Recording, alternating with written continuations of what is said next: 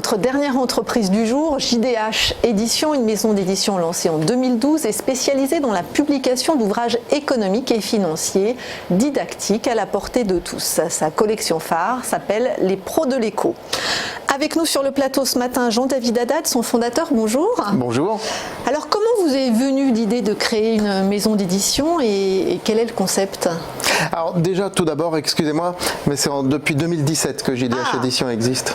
Voilà, 2012, j'avais commencé un petit peu à publier des ouvrages, mais c'était pas JDH Édition existe depuis 2017.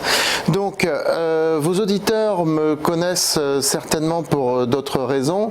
En tant que rédacteur en chef de francebourse.com, un média dédié à l'information et aux recommandations financières boursières pour les particuliers. Je suis professeur agrégé de sciences économiques et sociales, donc je suis toujours sur cette sphère de l'économie, de la finance, intellectuellement, je veux dire.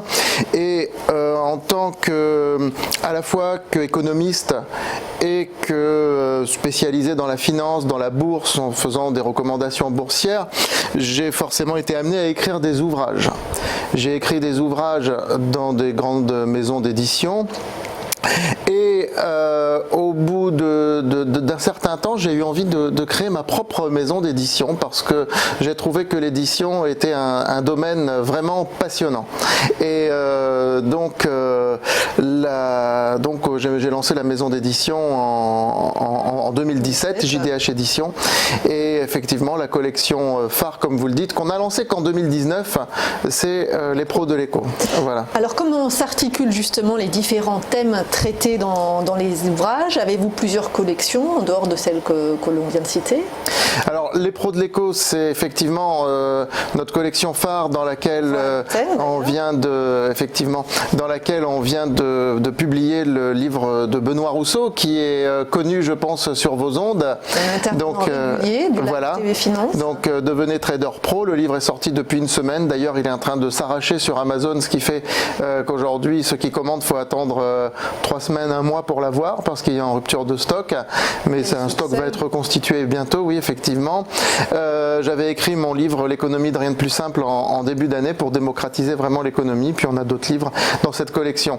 Sinon, donc, c'est une collection qui est didactique, qui est pédagogique. Des livres, ce sont des professionnels du monde de l'économie, pas forcément des théoriciens, mais vraiment des professionnels, j'insiste là-dessus, des praticiens qui démocratisent leur savoir pour le grand public. Parce que c'est un peu mon objectif depuis toujours, et c'est un peu ce que je fais au travers de cette collection, c'est de démocratiser un savoir, le rendre accessible à tous. Et alors parmi les autres collections? Alors, nous avons une collection plus littéraire, de récits, donc comme par exemple un livre qui pourrait intéresser vos auditeurs, Money Game, qui est un récit qui se passe dans le milieu boursier, dans la gestion de fonds. C'est pas vraiment un thriller, mais ça s'en rapproche un petit peu. Donc dans la gestion de fonds, c'est basé sur une histoire vraie en plus. C'est quelqu'un qui a travaillé dans ce milieu, qui était banquier d'affaires et qui raconte des choses. Et je pense qu'en lisant cette espèce de récit, c'est presque un roman, le lecteur va se familiariser à savoir comment est-ce que les gestionnaires de fonds choisissent leurs actions. Donc je pense que c'est très intéressant pour vos auditeurs. Donc les récits, c'est une collection plutôt littéraire. On a axé notre propos vraiment sur des récits donc qui se passent dans le monde économique ou qui sont sinon il y a une trame sociale. Et puis nous avons aussi les essais. Effectivement, nous avons aussi les essais. Alors des essais comme L'Europe de la dernière chance du professeur d'université Jean-Louis Clergerie. Donc des essais qui sont publiés. Puis à côté de ça, nous avons aussi une production un peu plus expérimentale.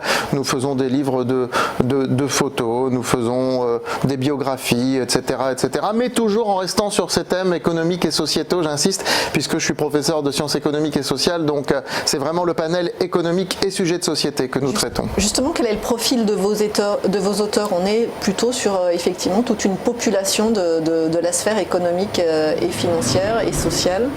Alors pour les pros de l'éco, oui, ce sont forcément des professionnels du monde économique. Pour l'Europe, je vous dis, c'est un professeur d'université. D'une manière générale, il n'y a pas de profil spécifique de nos auteurs. On a des auteurs, il n'y a pas d'âge spécifique. Notre plus jeune auteur a 26 ans. On a des auteurs qui ont plus de 70 ans. Hommes, femmes, on essaye vraiment de respecter une forme de parité. Je pense que c'est important. Et on va dire que si je devais un petit peu parler d'un profil d'auteur, ce sont simplement des gens qui sont animés par la volonté de faire partie d'une équipe en quelque sorte, parce que les auteurs de JDH Édition, c'est ce que j'essaye de donner à ma maison d'édition, c'est un esprit vraiment d'équipe, une grande famille un petit peu, comme d'une manière, si je peux me permettre de la comparaison, comme l'avait fait, malheureusement il est décédé l'année dernière accidentellement, Paul Ochaki Lawrence, édition POL. Alors c'est rien à voir, c'est des éditions très littéraires, mais il y avait cette notion de famille autour des auteurs, et c'est ce qu'on essaye de faire chez JDH Édition. Par exemple, on fait une soirée annuelle qui rassemble tous nos auteurs, donc une fois par an. Cette année, c'était à la closerie des Lilas, donc qui rassemble, qui rassemble un lieu mythique effectivement, qui rassemble tous nos auteurs, et c'est l'occasion d'échanger entre eux. Puis également, il y a également des journalistes qu'on invite pour faire connaître nos livres lors de cette soirée annuelle. Et quel est votre best-of dans les livres que vous avez publiés? Alors, le livre à ce jour qui s'est le plus vendu, c'est un récit de Benoît Rousseau qui s'appelle Les traders sont de vrais communistes. On est à quelques milliers d'exemplaires vendus. Je pense que le titre interpelle, l'auteur aussi. C'est un récit qui est très court, qui fait 80 pages, dans lequel Benoît raconte, lors d'une fête des voisins, en France ça se passe sur 2 heures, c'est un petit huis clos, lors d'une fête des voisins, quand il disait « je suis trader », le mouvement de recul des gens à ce moment-là, les réactions des gens, et puis il essaye d'interpréter ce qu'il y a dans leur tête. C'est assez rigolo, c'est rafraîchissant, c'est sympathique. Quelle est la taille, je ne me rends pas tellement compte, quelle est la taille du marché? Est-ce qu'il y a beaucoup de concurrents sur le segment de l'économie par exemple? Alors, c'est vrai qu'évoluant aussi dans le monde de la finance, le mot concurrent est un mot qu'on emploie souvent. C'est vrai que dans l'édition, on ne parle pas de concurrents, on parle de confrères, et c'est vrai qu'il n'y a pas trop un esprit de concurrence entre les maisons d'édition, ce qui est très appréciable. Disons qu'au niveau des confrères, il y en a pas mal de maisons qui sont positionnées sur ce créneau. Je pense que la plus prestigieuse que nous pouvons citer, la plus connue, c'est Erol, mais on est un petit peu sur ce créneau-là. Après, on fait les choses, chaque maison fait les choses un petit peu différemment, et d'ailleurs vous remarquez que souvent dans le monde de l'édition, les maisons portent le nom de leur fondateur, donc c'est pour ça que j'ai donné mes initiales aussi à ma maison d'édition. Voilà, donc il y a quelques maisons positionnées sur ce créneau effectivement, mais c'est pas non plus, il y en a pas 50 000 quoi. Et alors comment fonctionne votre modèle justement d'impression et de distribution? Vous avez un modèle particulier? Alors, pour l'instant, vu la petite taille encore de la maison d'édition, on fonctionne en impression à la demande, c'est-à-dire qu'on ne fait pas de stock, c'est-à-dire que les auteurs publient leurs livres, le livre est mis sur toutes les plateformes internet, donc ils sont disponibles sur Amazon, bien sûr sur Fnac, sur chapitre.com, sur cultura.com ou .fr, je ne sais plus, Gilbert Joseph, etc. Tous les sites des gros libraires. Évidemment, les lecteurs peuvent aller les commander chez leur petit libraire de quartier, celui qui est en province, qui est à Cahors, je sais pas, je dis au hasard, il va chez son petit libraire, il commande, et puis il sera livré 1 semaine, 2 semaines après. Mais les livres sont pas forcément entreposés dans les rayonnages des libraires pour le moment. On passera à une autre étape de notre développement dès 2020, et peut-être qu'on ira vers un modèle plus classique où les livres seront entreposés sur les rayonnages des libraires. Et alors, quelles sont les prochaines étapes pour JDH Édition? Alors, il y a celle que je viens de vous citer justement, où on va peut-être passer à un modèle de distribution un peu plus différent et un peu plus standard, on va dire. prochaines étapes, eh bien, c'est de publier plus d'ouvrages, de se faire davantage connaître. Et puis, vous êtes fixé je sais pas, non, nous faisons actuellement une vingtaine d'ouvrages par an, mais on va monter. Le but, c'est de monter à une cinquantaine d'ici 2021. Et puis également développer le concept de livre d'entreprise. Faut savoir que s'il y a des chefs d'entreprise qui nous écoutent, pour une entreprise, c'est vraiment un très bon outil pour le chef d'entreprise que d'écrire un livre. Ça lui donne une crédibilité, une notoriété. Il peut le distribuer à ses actionnaires, à ses salariés. Ça peut renforcer l'équipe, faire de la cohésion d'équipe. Et puis en plus, comme il est distribué en librairie, sur toutes les plateformes, ça améliore son référencement et ça permet de lui donner plus de visibilité. Nous avons publié par exemple un livre écrit par Frédéric Granotier, le PDG de Lucibel, donc qui s'appelle La révolution technologique qui va bientôt nous surprendre.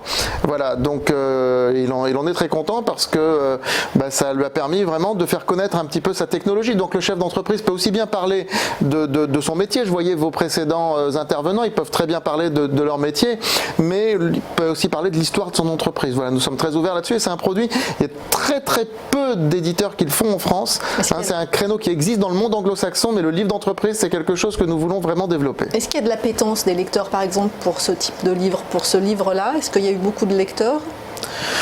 Un petit peu, il y a eu des lecteurs, le livre a de très bons commentaires en tout cas, parce qu'il est très intéressant. C'est forcément des cibles spécialisées, après ça dépend du sujet. Plus le sujet de l'entreprise est grand public, et plus il y aura une cible grand public.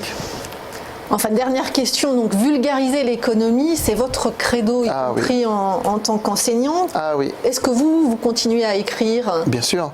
Et du coup, j'écris chez moi. Et je suis d'autant plus exigeant que je l'étais avant, parce que je me dis qu'il n'y a pas de contrôle. En fait, c'est moi-même et mes équipes qui contrôlent ce que j'écris. Donc, par exemple, j'ai coécrit ce que votre banquier ne vous dira jamais, qui était un essai que nous avons sorti donc en 2018. Il y a une nouvelle édition cette année, un livre dans lequel, ça c'est un peu mes domaines de spécialité intellectuelle. Justement, je parle de la bourse, ce que votre banquier ne vous dira jamais sur la bourse, les performances de la bourse réelle, ce que votre banquier ne vous dira jamais sur les assurances vie, la réalité, la vérité sur les assurances vie, etc., etc. Et ça, c'est quand même beaucoup dans l'air du temps. Ah oui, complètement. Oui, ce livre c'est bien vendu, il continue toujours de bien se vendre d'ailleurs. Sauf auprès des banquiers peut-être. Oh, c'est pas un livre contre les banques, pas du tout. Non, c'est juste un livre qui... C'est un livre qui... dit la vérité. C'est ça. Voilà, c'est vraiment une opération vérité, des révélations explosives, comme on dit, surtout sur les assurances vie, les crédits, etc. Et la manière dont le système bancaire est organisé. C'est intéressant de le savoir. Et alors, juste pour terminer, quel lectorat vous visez, vous espérez, vous souhaitez viser quel lecteur, quelle population vous voulez rallier à ces connaissances économiques? On dit que les Français sont fâchés avec l'économie. J'ai pour but, depuis toujours, de les réconcilier avec l'économie. Donc je vise tous les Français, d'autant plus que JDH Édition, c'est pas que de l'économie, c'est aussi des sujets de société. Merci beaucoup, Jean-Denis. C'est moi qui vous remercie. Vous êtes fondateur de JDH Édition. Voilà, pour nous contacter, contact@jdhedition.fr. Parfait.